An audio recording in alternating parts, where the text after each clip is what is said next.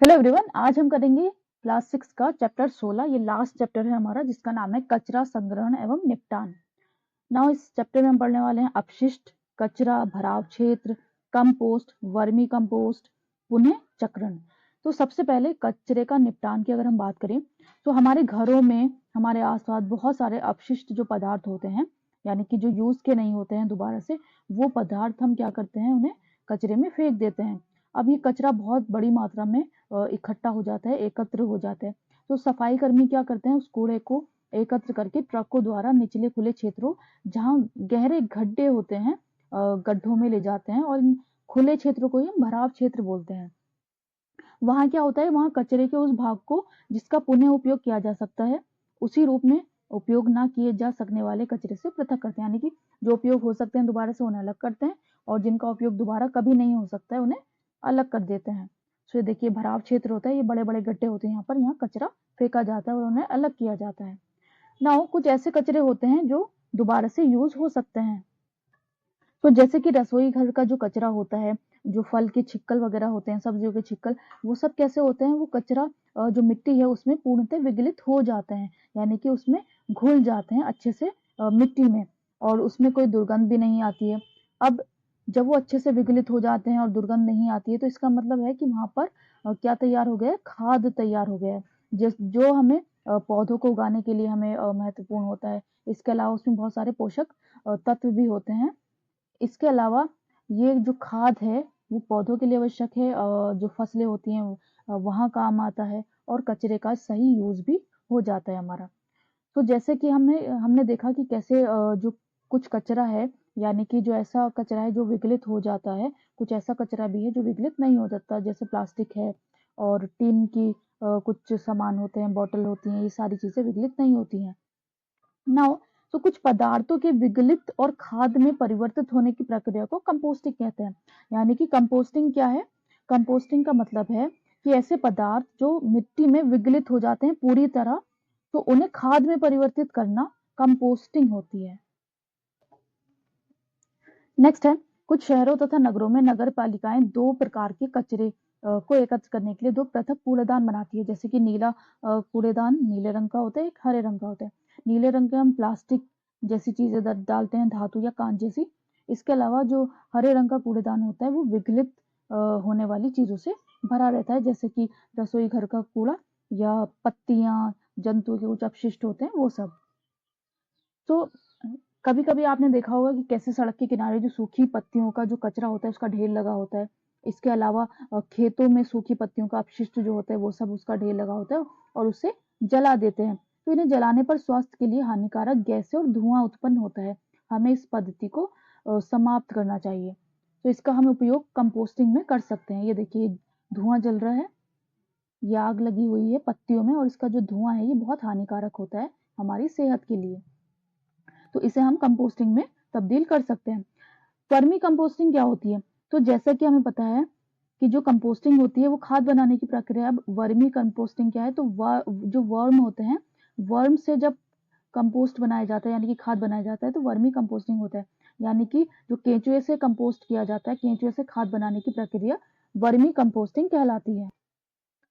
सो केंचुआ किसानों के मित्र कहे जाते हैं, यानी कि जो केंचुए हैं वो किसानों के मित्र है, क्योंकि वो क्या बनाते हैं, वो कंपोस्टिंग यानी कि खाद बनाते हैं, जो बहुत उपयोगी होता है फसलों के लिए। सो लाल केंचुआ कंपोस्टिंग में कैसे उपयोगी होता है, लाल केंचुए की सहायता से कंपोस्ट बनाने की विधि को वर्मी कंपोस्टिंग या कृमि कंपोस्टिंग बोलते हैं। तो लाल केंचुआ क्या करता है, ये लाल केंचुआ है, ये देखिए लाल केंचुआ है।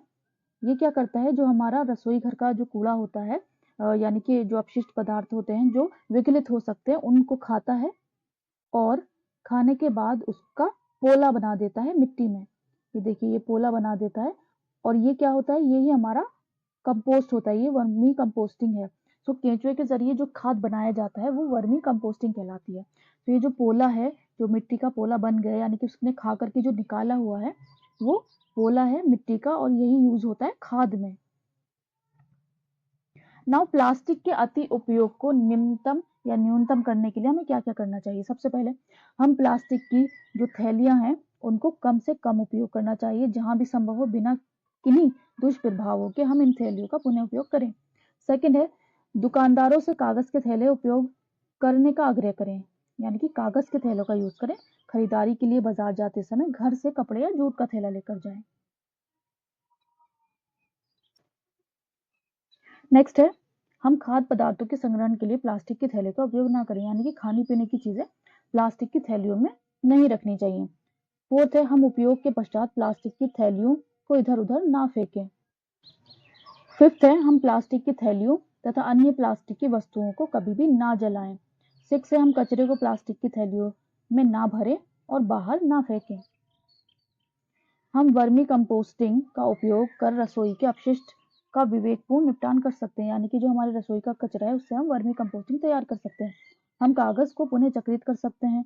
हम कागज के दोनों ओर लिखे रफ कार्य के लिए स्लेट का, यानी कि जो कागज है उसको भी ज्यादा हम वेस्ट नहीं करना चाहिए, हमें दोनों तरफ उसके लिखना चाहिए। इसके अलावा रफ काम के लिए हम स्लेट का उपयोग कर सकते हैं। हमारे परिवार मित्रों एवं अन्य व्यक्तियों को विभिन्न प्रकार के अपशिष्टों के निपटान के लिए हम अपने परिवार मित्रों और अन्य व्यक्तियों के विभिन्न प्रकार के अपशिष्टों के निपटान के लिए उचित आचरणों का पालन के लिए प्रेरित करना चाहिए, यानी कि हमें बताना चाहिए अपने घरों में कि कैसे हम कम से कम कूड़ा जो है वो उत्पन्न करें। तो हमारे जानने और सोचने योग्य सबसे महत्वपूर्ण बात यह है कि हम जितना अधिक कचरा पैदा करेंगे उससे छुटकारा पाना उतना ही अधिक और कठिनाई से होगा। नाउ क्या क्या इस चैप्टर में इंपॉर्टेंट था? भराव क्षेत्र वह स्थान है जहां शहर अथवा नगर के कचरे को एकत्र करके बांटा जाता है, यानी कि अलग करा जाता है, पृथक करा जाता है। कालांतर में इस क्षेत्र में पार्क बना दिया, उसके बाद में इसमें क्या होता है, मिट्टी डाल करके पार्क बना दिया जाता है और 20 से अधिक वर्षों के बाद ही इस पर कोई इमारत बन सकती है। सेकंड है रसोई घर के अपशिष्ट सहित पौधों एवं जंतु अपशिष्टों को खाद में परिवर्तित करना कंपोस्टिंग कहलाता है। रसोई घर के कचरे को कृमि अथवा लाल केंचुए द्वारा कंपोस्ट बनाने में या परिवर्तित करना वर्मी कंपोस्टिंग कहलाता है। कागज का पुनः चक्रण संभव है। पुनः चक्रण द्वारा अपने बने कागज से उपयोगी चीजें बनाई जा सकती हैं। कंपोस्टिंग द्वारा प्लास्टिक को कम हानिकारक पदार्थों में परिवर्तित करना संभव नहीं है। हमें कम से कम अपशिष्ट उत्पन्न करने के लिए आवश्यकता है। हमें अपने चारों ओर कचरे की बढ़ती मात्रा से निपटने के उपाय खोजने चाहिए। तो प्लास्टिक जो है वो रिसाइकिल नहीं होता है, इसीलिए प्लास्टिक का जो कूड़ा है वो जलाना भी नहीं चाहिए हमें, और एक अलग पन्नी या किसी चीज में इकट्ठा करके कूड़े वाले को दे देना चाहिए। तो ये था हमारा चैप्टर कचरे का संग्रहण।